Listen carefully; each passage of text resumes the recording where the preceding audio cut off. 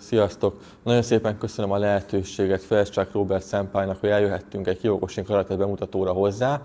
Egy Kyokushin teremben vagyunk, mint hogy látható mögöttem, hogy itt az egész atmoszféra nagyon japános és kiós. Tudjátok, a webshopban még mindig kaphatóak a termékeink, pólók és pulóverek, többféle küzdősportos motívummal, kétféle limitált dizájnnal, úgyhogy mindenképp menjetek le a webshopra, és most kövessétek a videót. Sziasztok! Osz! Sziasztok, ez itt a Kumite Akadémia második epizódja, amit szenpály Ferencsák Róberttel fogunk fölvenni. Több danos karate Kyokushin mester, és vele fogjuk ezt a videót eltölteni. Nagyon szépen köszönöm, mester, hogy vállaltad ezt a videót. Köszönöm szépen a megtisztelő felkérést. Minket tisztelsz meg ezzel. Mi már egy ideje ismerjük egymást, csak így ismerősi viszonylatban, de azt tudom, hogy neked elég régóta a Kyokushin karate az életed része. Mielőtt ebbe belefognánk, kicsit tudnál mesélni a Kyokushin karate elindulásáról, a szószájról, meg úgy egyébként esetleg a Magyarországra való bekerüléséről. Persze. Ugye a Kyokushin karatét, ahogy említetted is, Sosai Masutatsu Oyama alapította. A Sosai ugye az ő a szervezetben való megnevezése, mondjuk így tisztsége gyakorlatilag, tehát ő az alapító. Ezt ő a 50-es években fejlesztette ki, nagyjából azt mondhatjuk. Ő egyébként több karate stílus tanult, tehát ő a Gichin Funakoshi egyik fiától tanult Shotokan karatét, illetve Goju-ryu karatét is tanult.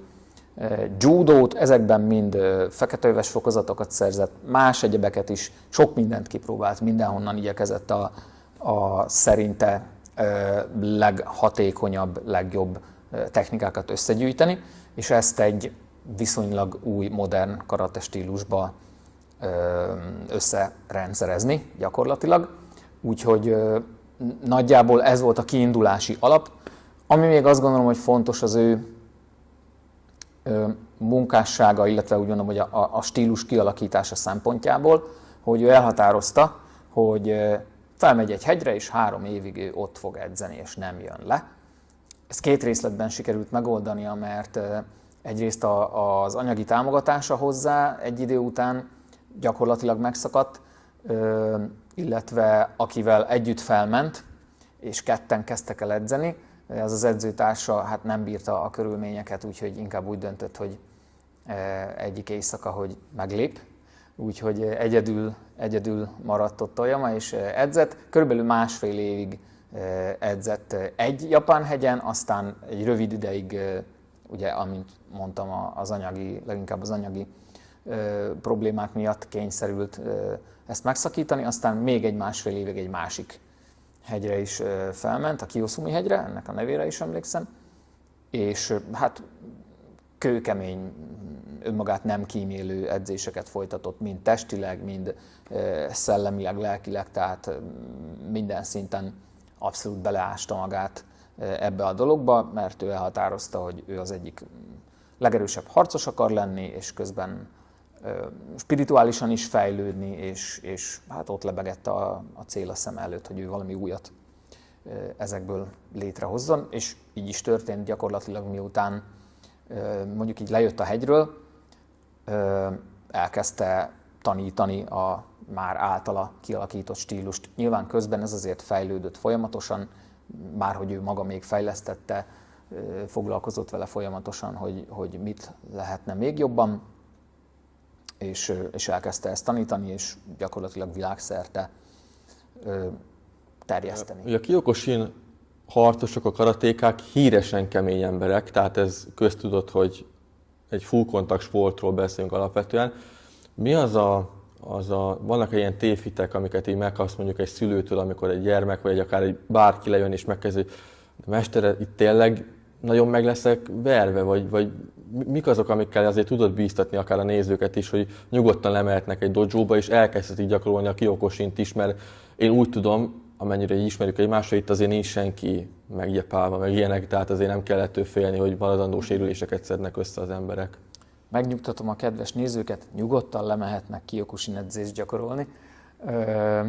Egyébként tényleg, tehát ahogy mondtad, egy full contact karate stílusról beszélünk, esetleg ha ez valakinek nem világos, ez azt jelenti, hogy nem érintéses küzdelmeket gyakorolunk, amikor a küzdelemről beszélünk, meg nem arra készülünk, hanem teljes erejű, életszerűbb küzdelmeket folytatunk. Ez nem azt jelenti, hogy ha valaki eljön az első edzésére, vagy a 10-re, vagy a 20-ra, akkor ott valaki őt teljes erővel meg fogja verni. Ez egy nagyon hosszú, folyamatos felkészülés és edzésnek az eredménye, mire odáig eljutunk, hogy már lehet akár így is gyakorolni. De ha vannak olyan tévhitek esetleg, hogy a Kyokushinban össze-vissza verjük egymást, nagyon sérülésveszélyes, brutális, stb. Ez nyilván nem így van. Tehát pláne nem a gyerekeknél, de a felnőtteknél se. Mindig figyelembe van véve az, hogy valaki életében először csinál mondjuk valamilyen harcművészetet, küzdősportot, és fel kell edzeni a testét, lelkileg is fel kell, hogy edződjön ahhoz az ember, meg mentálisan, hogy igazából valamiféle harcot kell, hogy gyakoroljon. Tehát ez egy nagyon-nagyon fokozatos, maga az erősítés is, maga annak a feledzése, hogy bírjuk azt, hogy megütnek, megrúgnak minket, úgyhogy ettől nem kell tartani. Illetve hát az nem jellemző mondjuk edzéseken, hogy sokszor úgy küzdenénk, hogy teljes erővel egymásnak esünk. A gyakorlottabbak, akik már jó pár éve tanulják ezt, néha csinálunk olyat, mit mondjak, egy hónapban egyszer, vagy valami hasonló gyakorisággal, hogy akkor lehet egy olyan küzdelem is, hogy akkor kicsit jobban odapakolunk egymásnak, de akkor is vigyázva arra, hogy semmi komoly sérülést ne okozzunk. Legfeljebb, ez fájt, ez oda talált. Ez így benne van abszolút. Illetve hát például a versenyek azok ugye teljesen knockdown rendszerben folynak, tehát hogy ott igazából tényleg abszolút teljes erejű küzdelem, a meghatározott szabályokon belül természetesen, amik megint védik a résztvevőket, hogy olyan sérülés semmiképp se legyen, ami maradandó, vagy mit tudom én, nagyon durva lenne. A következő kérdésem az lenne, ugye, hogy említetted ezt a versenyeken való azért valamilyen jellegű biztonságot, tehát azért, hogy vannak mégiscsak keretek között folyik egy Kyokushin karate verseny, és ugye itt, ami a Kyokushinról rengeteg embernek eszébe jut, sok minden mellett, hogy nincs felütés. Na most én ezt egyáltalán nem pejoratívan, negatív értelemben mondom, mert aki kapott már gyomrost, vagy a mellkasát, azt tudja, hogy pont annyira lehet az KO veszélyes, mint egy állra talált, vagy óra talált ütés, attól is összecsukolt az ember. Ugye a kialakulásról beszéltünk, de mi lehet konkrétan ennek az oka, vagy ha tudod a konkrét okát, akkor azt megköszönöm, hogy elmondod. Mi lehet az, ami miatt a Sosai úgy alakította ki ezt a sportágat, hogy ne legyen fejre mért ütés? Nagyon jó a kérdés. Ez egy tipikus sztereotípia lényegében a Kyokushin karatéval kapcsolatban, hogy hát a kiósok nem ütik a fejet. Ez nem igaz. Tehát ezt ketté kell választani. Először is a versenyszabályrendszerben valóban nem ütjük a fejet. Ennek az az oka, hogy a Kyokushinban a védőfelszerelés az közel áll a semmihez. Az A-kategóriás felnőtt versenyeken egészen konkrétan a herevédő a kötelező védőfelszerelés, és a fogvédő az opcionális. És vége, nincs más. Tehát puszta kéz, puszta láb. Nyilván puszta kézzel, ha valakit fejbe vernek, akkor pillanatok alatt szakad szét az arcunk. Na most egyébként azt tudni kell, hogy a Kyokushin karate anyagának szerves része a fej ütése, ennek is a gyakorlása. Na most abban az időben, amikor ugye kialakulóban volt ez a stílus, hát azért kicsit azért azt mondom, hogy még egy durvább világ volt, mint a mai civilizált világ. Ott edzéseken ütötték egymás fejét úgy, hogy például csak egy törölközőt rácsavartak az ökölre, és annyi. Csak épp, hogy ne szakadjon szét a bőr, meg a másik arcán se annyira ne szakadjon szét a bőr. Szóval, hogy nagyon durva volt. Amúgy a versenyek is, a legelső versenyek még olyanok voltak, hogy kesztyű nélkül, és ment a fejütés is. Na most ugye Oyamának célja volt az, hogy világszerte ezt a stílust ő elterjessze, hogy ezt lehetőleg sokan gyakorolják, mert úgy gondolta, hogy ez egy nagyon jó stílus. Na most ugye a verseny az egyik olyan dolog, amivel kiválóan lehet terjeszteni egy sportot, viszont ebben a szabályrendszerben egyszerűen túl durva volt ahhoz, hogy ütjük a fejet kesztyű nélkül. Meg mindent csinálunk, tehát gyakorlatilag egy full MMA volt az egész, nagyon kevés megkötéssel, és túl durva volt ahhoz, hogy ez szélesebb körben elterjedjen, ezért a versenyszabályból kivette a fejütést. Rúgni lehet fejre. Az azért valamivel lassabb, bár egyébként egész gyorsan lehet fejre is rúgni, de nyilván valamivel lassabb, mint az ütés fejre. Nem annyira egy szemvillanás alatt már szájba is vertek, hanem a rúgás az ugye nyilván kicsit lassabb. Ennek ellenére azért a nagyon komoly versenyeken mindig előfordul a fej-KO rúgással. Egyébként ahogy megyünk lefelé úgy mondom a kategóriákban, tehát akár például a felnőtt B kategóriás versenyeken, ott már van lábszárvédő. Kesztyű ott sincs, tehát kesztyű az gyakorlatilag sehol, de van lábszárvédő. Aztán az utánpótlásban, mit tudom én, a 16 évesek 16 év alatt bejön ugye bejönnek a szejkenvédők, kesztyű, nevezzük kesztyűnek. Ilyen bandás szinte, kesztyű, nem igazán? Hát kb. Tehát szinte nincsen párnázottsága egyébként, csak annyi, hogy szejken ökölvédő lényegében, tényleg az is a kezet védi inkább, illetve aztán a kisebb gyerekeknél már bejön az, hogy van fejvédő is, meg a testpajzs. Tehát ott például az egész kicsi gyerekek sok versenyen úgy küzdenek, hogy van egy ilyen teljes testet fedő, ilyen vastag, kemény szivacsból, tehát ott még olyan igazi gyomrost se tud kapni. Ezért is mondtam, hogy a fokozatosság mindig megvan az edzéseken is, a versenyeken is. A kisgyerekek nem gyomrozzák egymást például, meg nem rúgják szét egymást combját.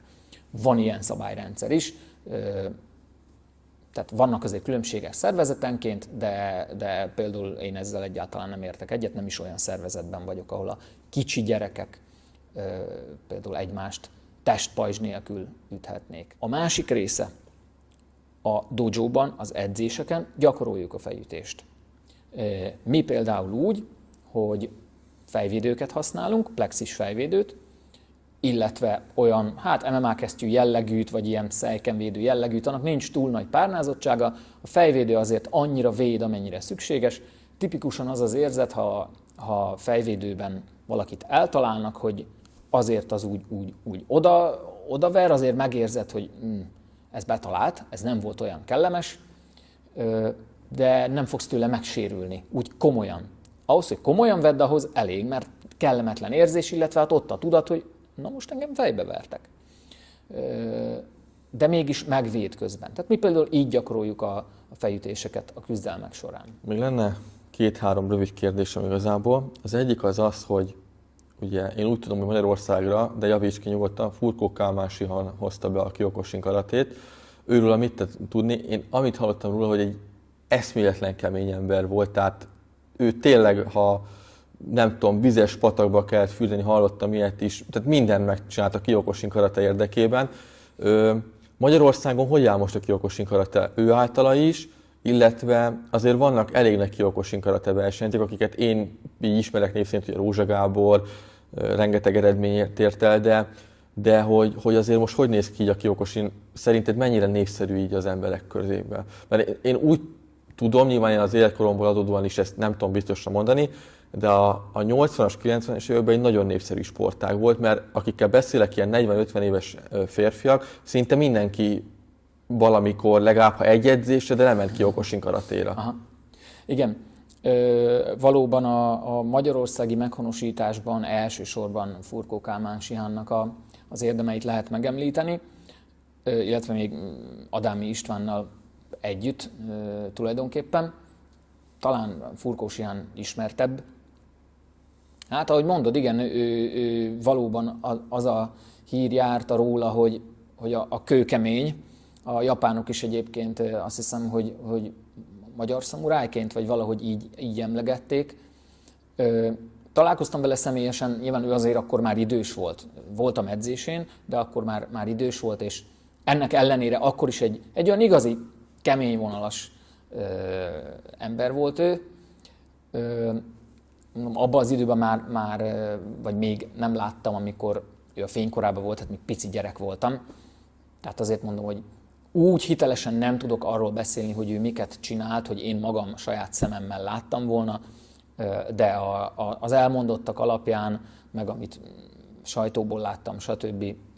Igen, valóban. Szerintem elérkeztünk talán a videó legnagyobb kérdésére, ami nagyon rövid lesz, de szerintem érteni fogod a mélységét, biztos vagyok benne. A Kyokushin karate az egy harcművészet, vagy egy küzdősport? Is. Mind a kettő.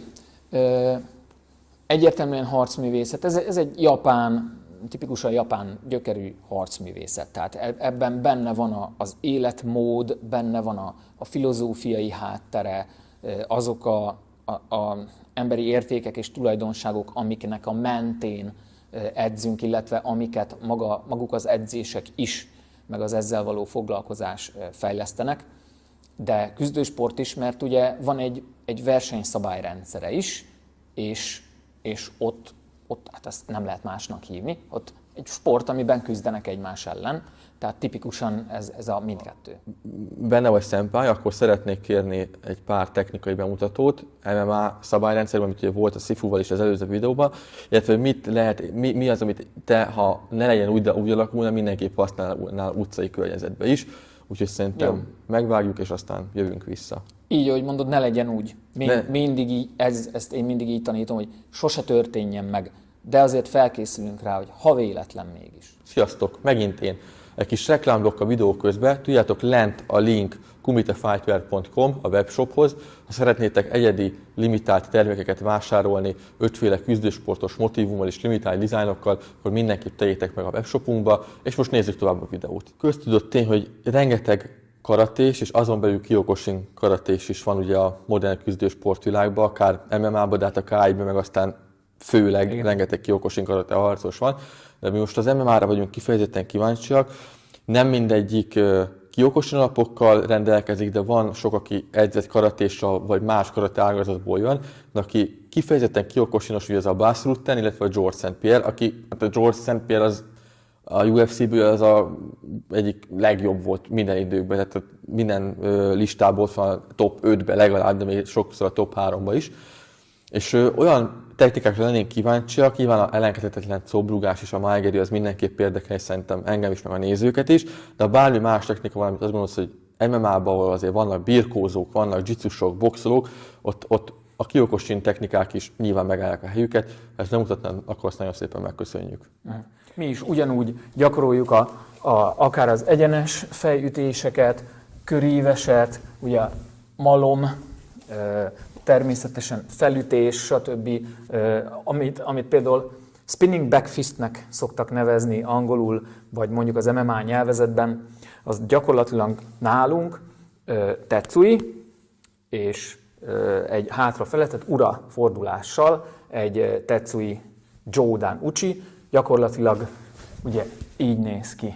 Tehát ez is benne van, például formagyakorlataink is vannak, ahol meg az Irokihonban gyakorlunk ilyen mozdulatokat, meg ahogy mondtam, ugye küzdelemben is. Hát ahogy mondtad, ugye nagyon tipikus combrugás. Nagyon sokféleképpen lehet combrugást csinálni egyébként. Akkor mutatok egy pár verziót. Ugye az egyik, célszerű nyilván ezt nem közvetlen közelről, mert akkor már ütöm inkább a fejet. Ebből a távolságból egyik lehetőség, amikor az egész tömegemet előrefele viszem bele a combba, és gyakorlatilag a combnak az elejét rúgom meg, ugye a sípcsonttal. Most nyilván itt nem fogunk full gyorsan, meg erősen, de a lényege, hogy előrefele mozdul, és teljesen rátámasztom. Ha te nem lennél ott, akkor én előre esnék. De ott vagy, és az egész tömegemet beleviszem a te combodba, elég romboló tud lenni. Illetve ha már lábrúgás, ugye nagyon sokat használják az MMA-sok a vádlinak a rúgását is, ez is ugyanúgy Mawashi-geri Gedan, gyakorlatilag, tehát köríves rúgás lábra.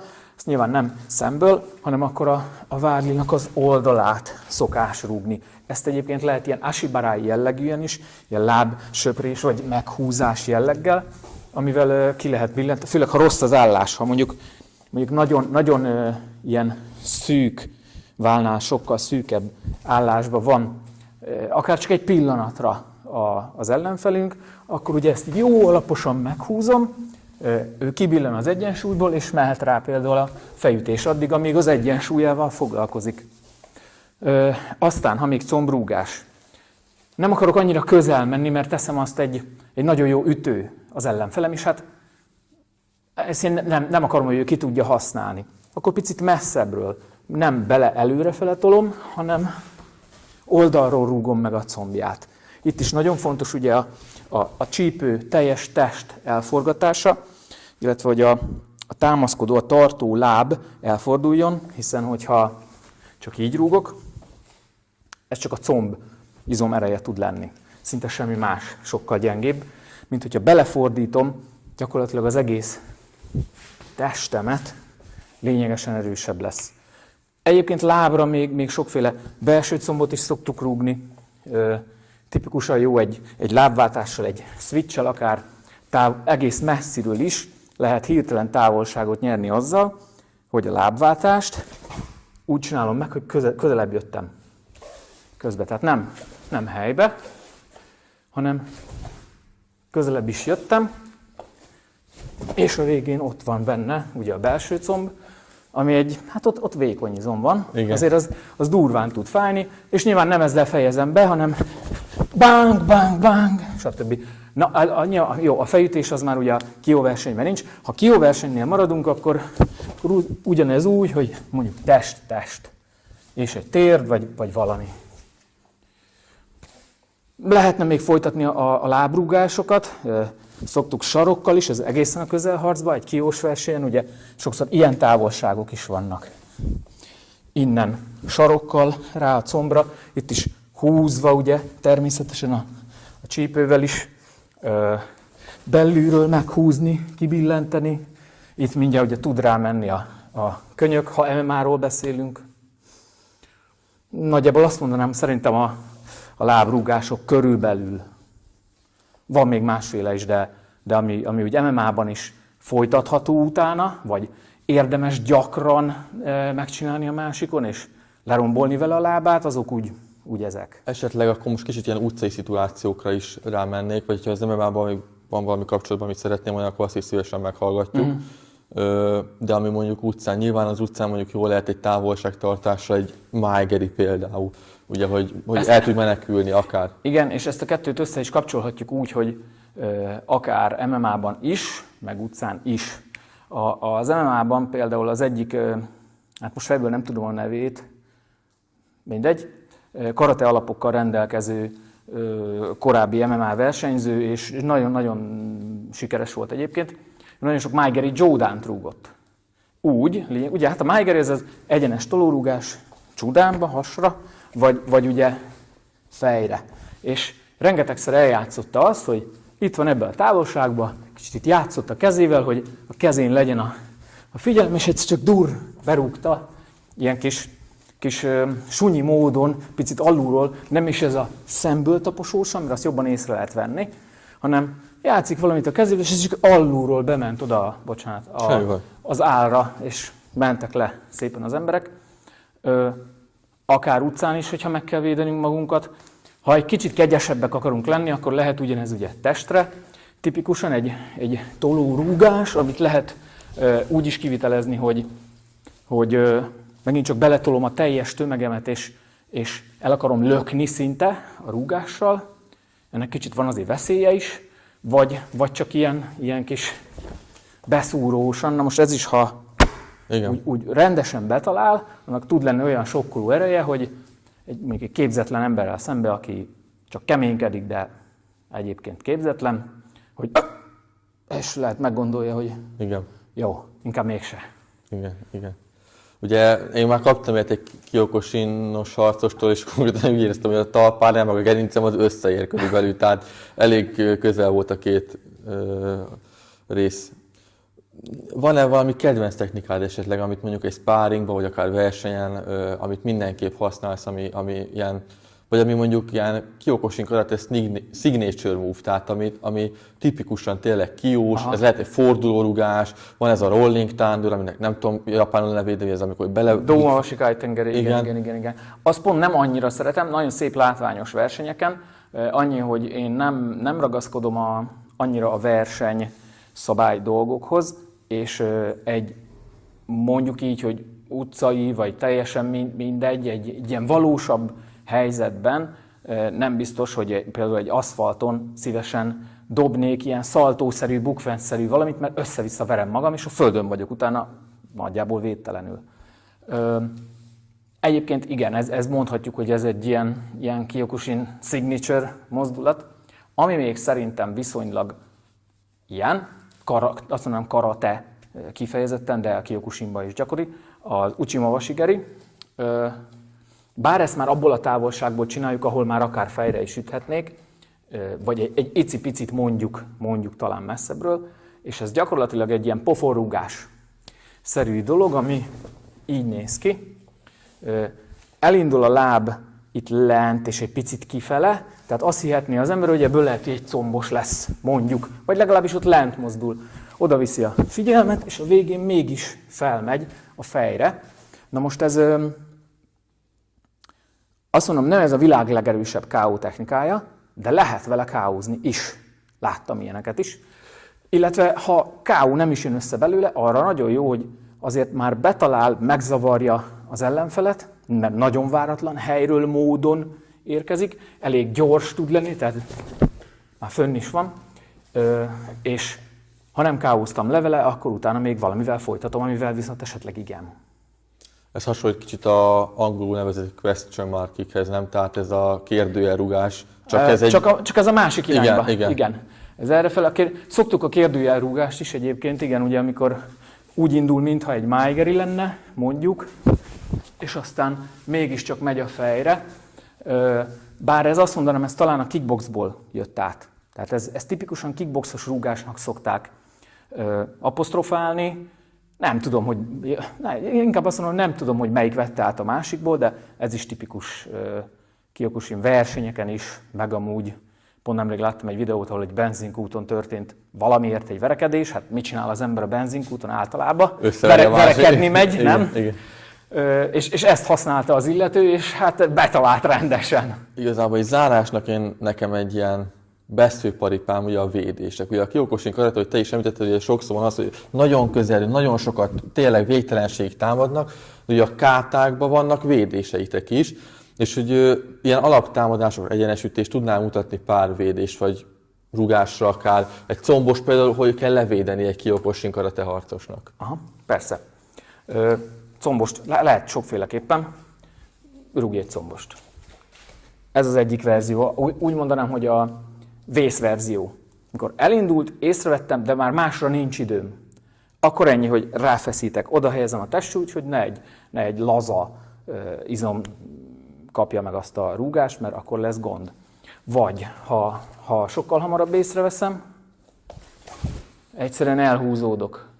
Például elhúzom, ugye megint egy lábváltás, elhúzom a lábamat. Aztán, ami még gyakori, hogyha nagyon belharc alakult ki, és onnan rúgják, egyszerűen felemelem a lábamat, és megakadályozom lehetőleg minél hamarabb.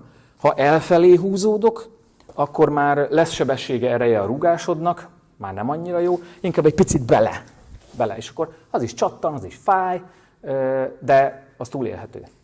Világos. És ütésekre, vagy térdre, vagy bármilyen, ti térdet is elég gyakran használtok. Igen. Ezekre milyen technológia? Ugye például egy utcán nem biztos, hogy mindenki combosra indít, inkább persze. Ez a paraszt Nintendo jellegű, ez a lögdösülés, és akkor egy plenyóból akarnának nyomni. Oda mi az, ami működhet esetleg a Kyokushinból? Sok minden. Egyébként ugye a karatéban vannak úgy mondjuk, hogy a kihon, a bázis technikák, amit szoktunk úgy is gyakorolni, hogy csak egyszerűen megállunk egyedül, vagy hát sorban állnak a karatésok, és akkor egymás után. Egyik kézzel, másik kézzel. Egyikkel, másikkel. És sokszor az avatatlan szem nem látja, hogy mi akar ez lenni. Mondjuk például, most mit tudom, egy Sanshin Dachi gyakorló állásban, és akkor ezt csináljuk. És akkor na most ez miért védenék így? Vagy mi akar ez lenni? Ennek a küzdelmi használata az annyi, hogy mondjuk jön egy egyenes fejütés, és ezt csináltam. Tehát ugyanaz a mozdulat, csak a küzdelemben nyilván sokkal rövidebb lesz, kisebb lesz, sokkal inkább a célszerűségre megy, míg a Kihonban megvan a teljes idealizált verziója, hogy a test minél jobban, az izommemória megtanulja azt, hogy mi minden vesz részt ebben a mozdulatban, hogy nem csak a kezemmel csinálom, nem csak így csinálok, hanem azért használom hozzá a testemet. Ezért van a Kihonos verzió, meg van, amikor már csak elhúzom szépen. Vagy ha körívesütés jön, nagyon érdekes dolog, ugye egy technika az támadás vagy védés, van mondjuk a Hiji Jodan Age Ate, ez a neve Kihonban, és gyakorlatilag ezt csináljuk. Azt mondhatjuk, hogy ez olyan, mint egy támadás könyökkel, vagy egy védés. Mert jön a köríves ütés a fejemre, és kivédtem. Teljesen levédtem, itt ez rúgásra is ugye, nyilván ugyanúgy jó, teljesen levédtem ezt az egész oldalt. Vagy... bocsánat, ha behalsz vagyok, akkor meg csak egyszer ezt megcsalod, és akkor álomvágtál. Akkor az már persze, az már egy támadási technika. Úgyhogy ez is része amúgy a karaténak, hogy olyan, hogy valami biztos, hogy védés, vagy biztos, hogy támadás, nem biztos, attól függ, hogy hogyan, mire használjuk. Az utolsó kérdés, és nagyon szépen köszönöm tényleg ezt a lehetőséget. Mit adott neked a karate, és mi az, amit ebből próbálsz visszaadni, vagy átadni a tanulóidnak igazából? Hű, hát erről nagyon-nagyon hosszan tudnék csak beszélni. Tehát az a baj, én nagyon szívesen elmondom, de annyi mindent. Tehát kitartást, türelmet, hogy